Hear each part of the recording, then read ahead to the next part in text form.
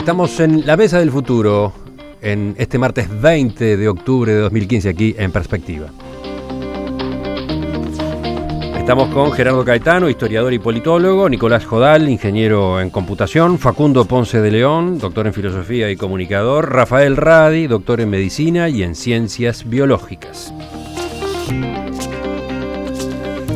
Cambiamos de tema, pese a que el otro daría para toda la hora. Hoy lo que estamos tratando es de abrir frentes, dejar a la gente pensando, dejarlos a ustedes mismos, los integrantes de la mesa, pensando. ¿Cuál es el futuro de la alimentación en el mundo? Esta inquietud viene de Facundo Ponce de León, curiosamente. La comparte Rafael, pero a ver, ¿quién de los dos la larga? No, Rafael.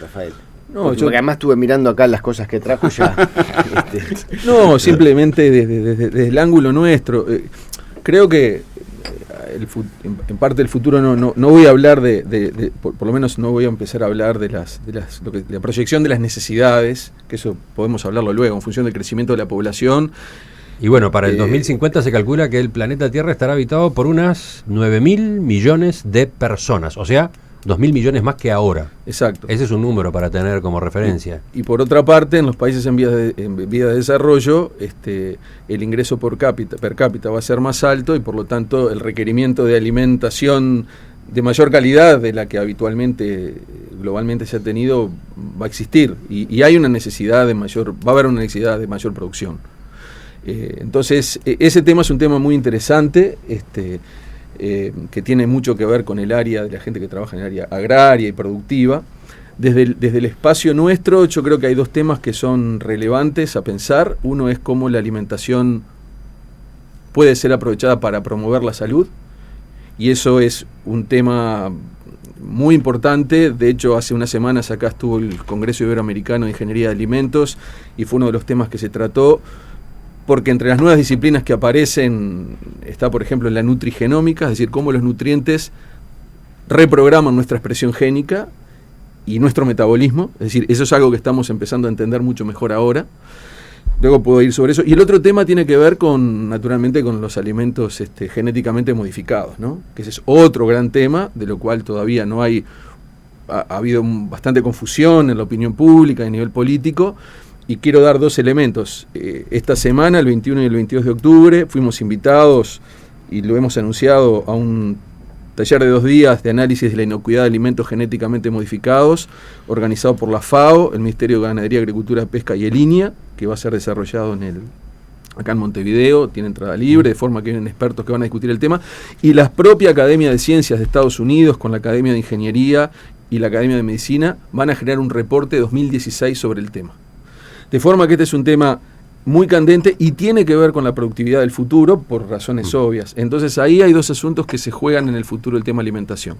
El tema productivo y cómo las ingenierías genéticas pueden impactar en el aumento de la producción desde un lado seguro, y por otro lado cómo aprovechar la alimentación en el futuro para que la población que crece en expectativa de vida, el alimento sea una herramienta para la promoción de salud. Y debo decir que las enfermedades de mayor incidencia en el mundo occidental, alrededor de un 70-80% son prevenibles por medidas higiénico-dietéticas. Estoy hablando de cáncer, patología cardiovascular, diabetes tipo 2, síndrome metabólico, obesidad, y mucho de eso tiene que ver con cómo nos alimentamos.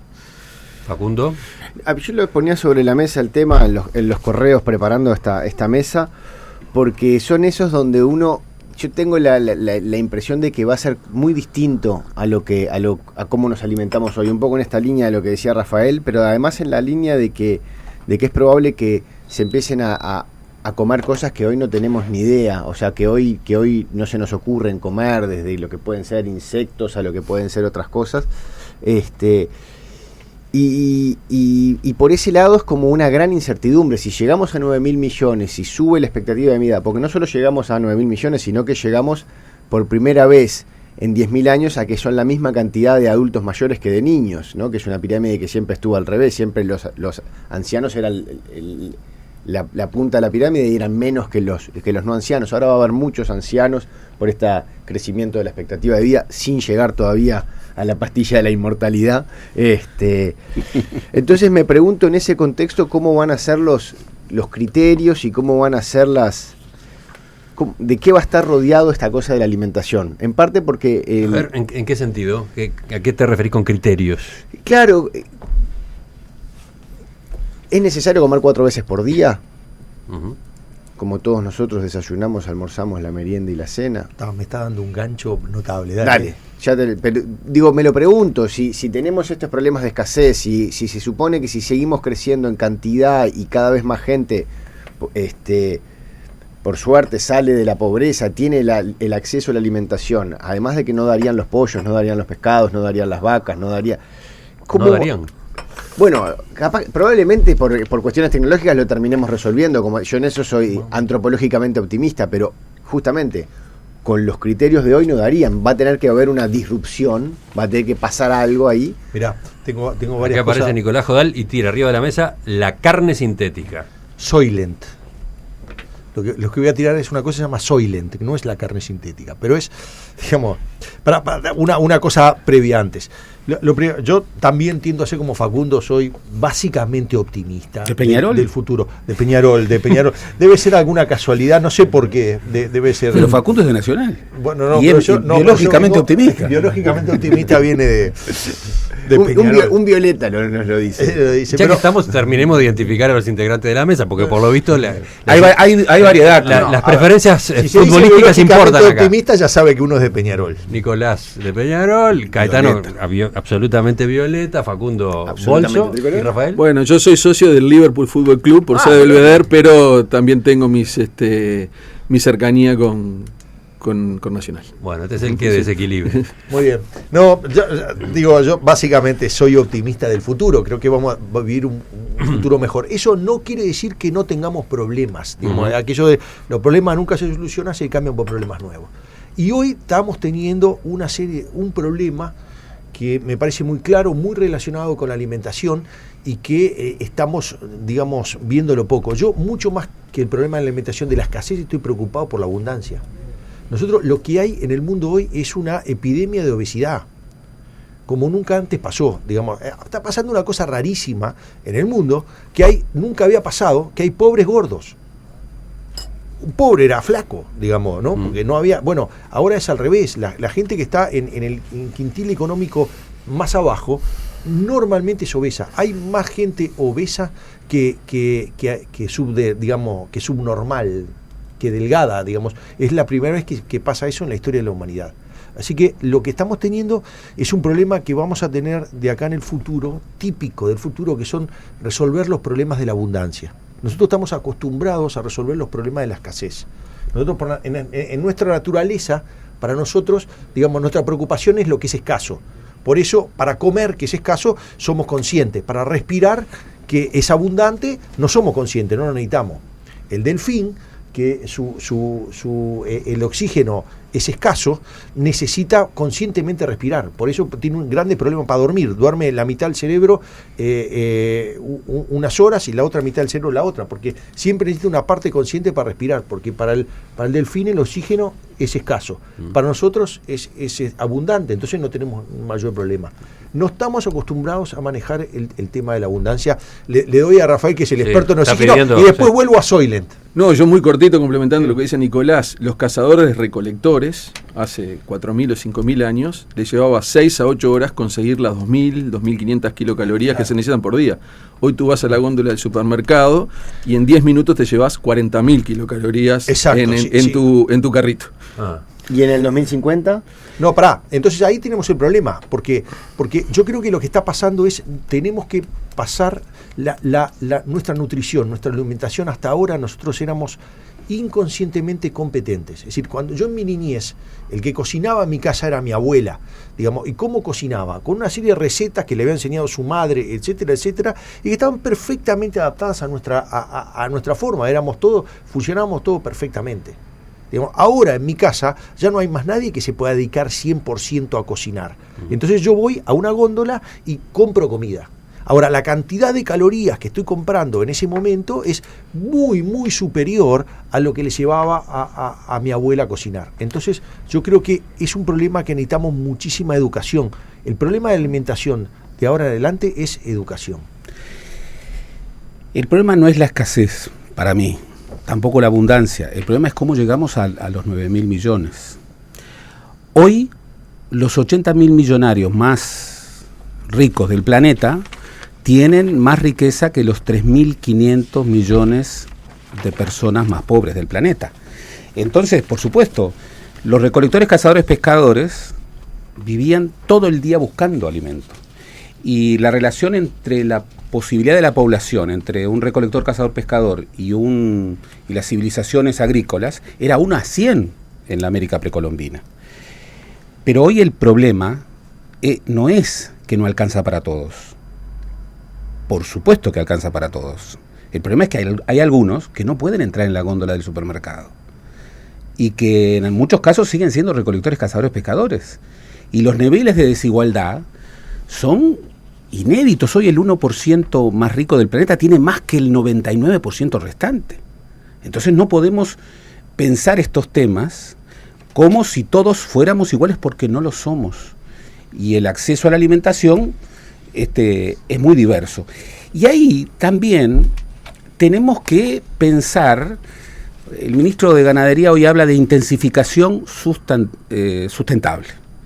¿Qué quiere decir eso? Bueno, intensificar la producción. Hoy el Uruguay produce alimentos para casi 30 millones de personas y puede llegar rápidamente a producir alimentos para 60 millones de personas. Intensificación productiva, link entre ciencia y tecnología y producción, pero si lo hace a costa de la sustentabilidad medioambiental, es un pésimo negocio, claro. Pésimo negocio. Y acá, la visión ingenua e hiperoptimista, peñarolense, de la tecnología, nos puede llevar... Nicolás Jodal. No, al revés, no. Nos puede llevar a grandes fracasos que ha tenido la humanidad. En los institutos del futuro siempre hay historiadores, paso el chivo. Sirven los historiadores. ¿Por qué? Claro. Porque la prospectiva necesita la retrospectiva. Claro. Cuando llegaron los españoles aquí, se encontraron que los cultivadores de aldea cultivaban el sistema de la rosa, con Z.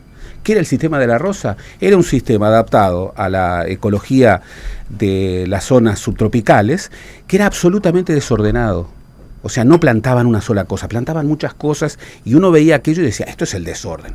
¿Qué hicieron? Arrasaron eso y plantaron como se plantaba en Europa. ¿Cuál fue la consecuencia? El agotamiento. Degradación del suelo. La degradación del suelo, el agotamiento por siglos. Uh-huh. Entonces, hoy, cuando estamos en un modelo productivista que también tiene que ver con, porque hablamos de la producción, pero no hablamos del consumo. Por ejemplo, hoy estamos dispuestos a producir a convertir alimento en energía. Uh-huh. El biocombustible en alguna de sus formas. Bien, pero no estamos discutiendo cómo comemos y qué comemos. Y por ejemplo, uno se encuentra que el otro día salió el ranking. Sí, estamos empezando a discutir eso. Estamos empezando a discutir, no, por supuesto. Tenemos pero que discutirlo. El otro día salió el ranking de la longevidad. Muy interesante. Y los países de mayor longevidad tenían que ver con la dieta, con lo que comían y cómo comían. Entonces, hay que rediscutir no solamente la productividad. La productividad hay que discutirla con la sustentabilidad medioambiental. Pero hay que discutir también la vida cotidiana. ¿Cómo comemos? ¿Qué comemos? ¿Cuál es nuestra dieta? Particularmente en un país como Uruguay, en donde todos coincidiremos que nuestra dieta y sobre todo nuestro sistema de alimentación no es el mejor. Yo quería 3 apuntes. Antes de llegar a la inmortalidad, quería decir... Pero me prometiste la pastillita. Trajo el blister. Ya lo va a repartir, Quería comentar que, antes de eso tenemos el tema de los centenarios y los supercentenarios. Y no estoy hablando de fútbol. Del estadio. Los niños de los países desarrollados hoy, alrededor del 50% se estima que van a llegar a los 100 años. Los supercentenarios, que no hay muchos en el mundo todavía, son personas igual o mayor a 110 años. Y ese número va a aumentar mucho en las próximas décadas. Entonces, lo que decía Facundo, no solamente tenés un aumento del número de personas, sino que además va a haber muchas personas de bastante edad. Entonces, la alimentación puede ser una herramienta fenomenal para que este proceso de envejecimiento se dé de la forma más saludable posible en el concepto de promoción de salud. Y es ahí donde tenemos que... Y la ciencia ahí tiene mucho para aportar. La alimentación y las costumbres, ¿no? Por supuesto. Claro. Estoy mirando acá un mensaje de un oyente que hace una anotación que vale la pena incorporar. Son tantos los mensajes, este se me perdió. Dice, la abuela cocinaba con las mismas calorías que están disponibles hoy en las góndolas. El problema es el sedentarismo que ha generado la tecnología. Es una discusión. Hay gente que dice eso y hay gente que dice lo opuesto. Está bien, pero de hecho, en todo caso, a lo que iba es a que el tema no es solo alimentación. No. Es cómo se vive. Exactamente. Y entonces porque uno puede comer muy saludable y pasarse sentado todo el día durante 50 años y no le va a ir de por modo. supuesto. Comer en 5 minutos un plato muy saludable. El ejercicio físico y el buen descanso genera parte de esa tríada higiénico-dietética. Es decir, alimentación, descanso y sueño y ejercicio físico. Por otra parte, y para complementar este concepto, por un lado está la ingeniería de los alimentos, desde los nutrientes a la góndola. Y luego está lo que hace la gente que trabaja en nutrición humana, y los médicos y los nutricionistas que van de la góndola al individuo. Hay escasa interfase entre los que inventan los nuevos alimentos y quienes consumen los nuevos alimentos. Y ese es un esfuerzo que lo hemos discutido a nivel nacional y que estamos empeñados en trabajar desde la Facultad de Medicina de la Universidad Fuerte en eso, en que haya mucho mayor conexión, que quienes diseñan los nuevos alimentos que van a la góndola tengan un mejor entendimiento de cómo eso va a impactar sobre los procesos salud-enfermedad. Y ese es un asunto que no es solo del Uruguay, es un tema a nivel planetario. Déjame poner algo sobre el usuario, lo que decía el oyente, que es bien interesante. Yo decía que hay una epidemia de obesidad. Lo que no dije es la causa de la epidemia de obesidad. Y no dije la causa de la epidemia de obesidad porque en realidad los especialistas no están claros por qué está pasando. Digamos, es decir, en realidad tendemos a pensar de que comemos más que antes y nos ejercitamos menos que antes y por eso somos más gordos. Pero sin embargo hay una serie de hechos que no nos dan eso, digamos. Hay una serie de hechos más o menos bizarros que no terminan de cerrar. Por ejemplo, hace poco hubo un estudio que si nosotros comemos las mismas calorías que hace en la década del 80 y ejercitamos lo mismo que en la década del 80, hoy tenemos unos 7 kilos más. Es decir, comiendo lo mismo y ejercitándonos lo mismo, hoy somos más pesados. Eso no hay, probablemente no hay una explicación por qué pasa eso. Alguien dice que es algún cambio en la flora intestinal, pero no está claro. Déjame decirte otro hecho bizarro de la obesidad que es rarísimo. Normalmente en una población es normal que las mujeres tengan una tendencia a la obesidad mayor que los hombres. Y eso tiene una razón evolutiva y demás. De hecho, el porcentaje de grasa que tiene una mujer es normalmente bastante más alto que el de un hombre. Sin embargo, en los países que hay epidemia de obesidad, la cantidad de obesos, hombres y mujeres, es exactamente la misma. Y no se sabe por qué. Te doy otro hecho más interesante de la obesidad. No solo nosotros estamos engordando, sino todos los animalitos que están cerca nuestro. Los perros, los gatos. Entonces uno diría, bueno, están todos engordando porque en realidad le damos de comer nosotros y comen como chanchos. Pero sin embargo hay animales que no alimentamos nosotros y están cerca nuestro, como las marmotas, que también están engordando. Cuando hablamos hoy del concepto de una salud humana, salud animal, salud de los ecosistemas, tiene que ver con esto. Y ya que se habló al comienzo de disruptores, en el área de la medicina se habla ahora de los disruptores endocrinos y los disruptores del control del apetito. Y no tenemos totalmente claros quiénes están siendo estos actores en la disrupción del control del apetito y quiénes son los disruptores endocrinos que están, ya no hablamos del apetito, sino todo lo que es la producción de calor, que es un gran controlador del peso, también está un poco afectada. Entonces hay disruptores en el medio ambiente que no sabemos exactamente cuáles son.